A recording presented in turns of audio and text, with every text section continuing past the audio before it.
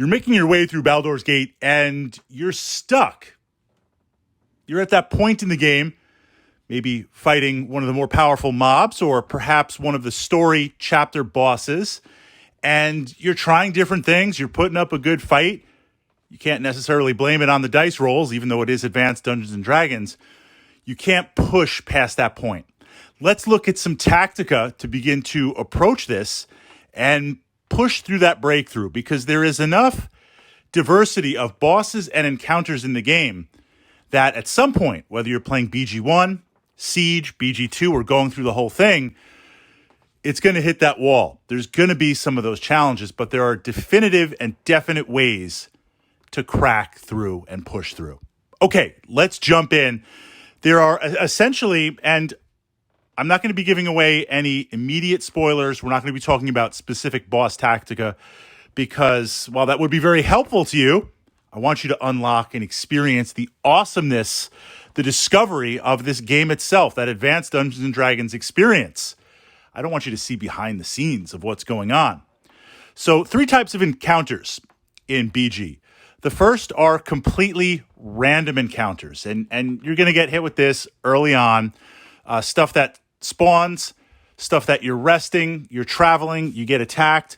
What exactly these are depends on some behind-the-scenes background charts and your location of what you're going to be attacked by, kind of the system where you find yourself. Are you outside? Are you in a city? Are you in a dungeon? Are you in the sewers? These, for the most part, some of them can be a little bit challenging at the earlier levels, but you always do have the option to run from them. And the battle map itself is pretty small. Make it off the map, you're good to go. Then the second set of encounters are fixed encounters at different points on each map. And what's interesting about Baldur's Gate, it was at the time, and still is, very nonlinear. It is open sandbox. I like to compare it to Skyrim because I also love Skyrim so much. But what you see in Skyrim is the encounters scale. If you're familiar with Skyrim, the encounters scale as you level up. So you encounter certain fixed things at certain points, but they scale and they adjust. Baldur's Gate's no baby cakes. This is advanced Dungeons and Dragons rules. So the game has dropped certain monsters from the AD&D Monster Manual at different points on the map.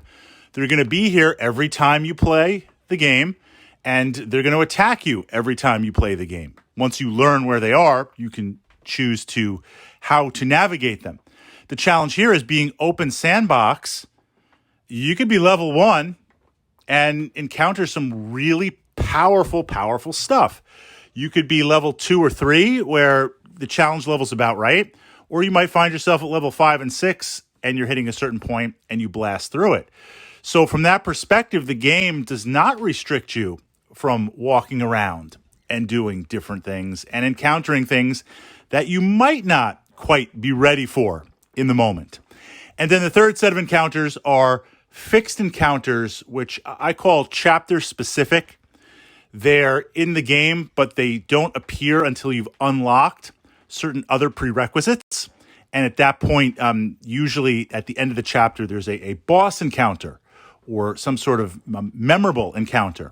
And these are fixed for the estimated character level, but they can be pretty challenging depending on your actual character level, the party composition, what NPCs you have, and other things that are going on. So the first aspect, of course, is there is no set timer of when you need to complete the quests for Baldur's Gate. So you get pointers, you get some clues, you get some ideas. You're going to be traveling there. Go on some of the side quests. Explore some of the different rumors. Visiting a tavern or an inn, picking up some rumors, beating on some monsters, get some gold, get some gear. Maybe you just need to level up. And by level up, I don't mean if you're level 2 and you're getting beat down, you got to be level 5 or 6. Just increasing the party level by 1 across all of your characters in the party, the NPCs and your primary tune. That makes a massive difference in party hit points, party resources, party attacks, and in terms of abilities for each of the character classes. So simply just by possibly gaining a level, maybe you want to wait and encounter it a little bit later on. The second aspect is potions. Now, I've covered potions, Tactica, in a lot more detail. I've pushed that up to the Baldur's Gate playlist here on my channel. Potions take you above character level or break you out of character class for a limited time. Perfect examples would be potions that drop fire bombs or explode things. Dropping them on targets lets you cast or do stuff that normally you can't do. Potions that buff you with speed, move quicker, make more attacks. Potions that protect you from certain magical effects. These are things that normally a character can't do, but in consuming the potion, it's open and available to all characters in the game. That is extremely powerful. That is extremely potent, especially if you carry a stock of potions that you can utilize based on the encounter of that boss or that chapter encounter that you're fighting. Potions make a huge difference between success and failure. But tactically, that window is very narrow because the effects don't last very long in regular terms. And some of the potions are so potent and powerful, they really don't last that long at all, meaning the difference is most of the time you'll be able to pop them off and they're good for the encounter. Sometimes it might only last half of the encounter. So exploring it from that perspective.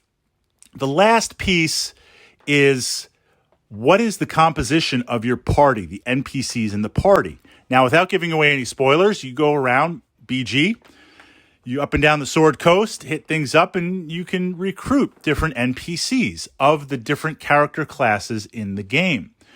Well, some are more direct fighter-based, others are support-based, like thieves, and some are arcane-based. If you're playing, now, with experience and understanding the Advanced Dungeons & Dragons rule set and some Tactica, you can make any party work. I mean, you could even go solo in the game. But early on, when you're learning the mechanics and you're learning the different monsters and you're learning the Tactica and you're making your way through the story, having a party that is not well balanced could be problematic. I've played a party primarily, all spellcasters. Mages, primary tune was a mage, supporting characters a mage, and clerics. We're blasting spells like crazy. It was a lot of fun. It was pretty powerful, pretty potent, but we didn't have a big hit point pool. Armor class, Thaco doesn't matter, man. You're hitting me like on everything.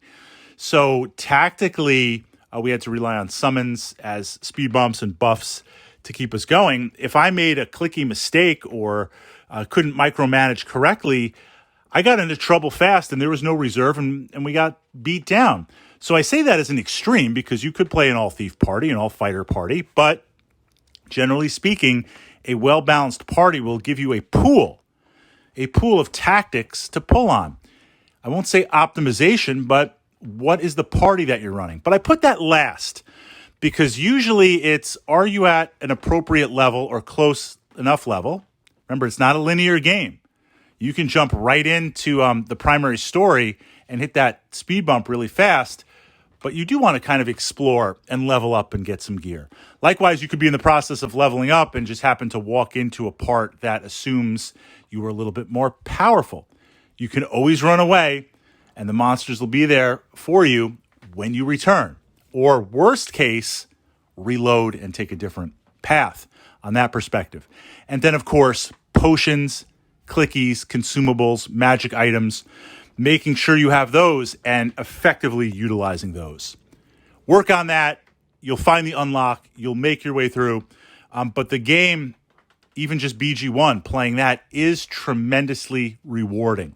Because even on the core rules, this is not D&D 5 baby cakes where you're just like auto-win everything in monsters or stat blocks. This is true AD&D. And fighting some of the stuff, you're an adventurer. Even if you're a godlike adventurer and you're learning it or don't know it yet, it is very potent. It is very powerful. And there is something to the achievements of beating the game.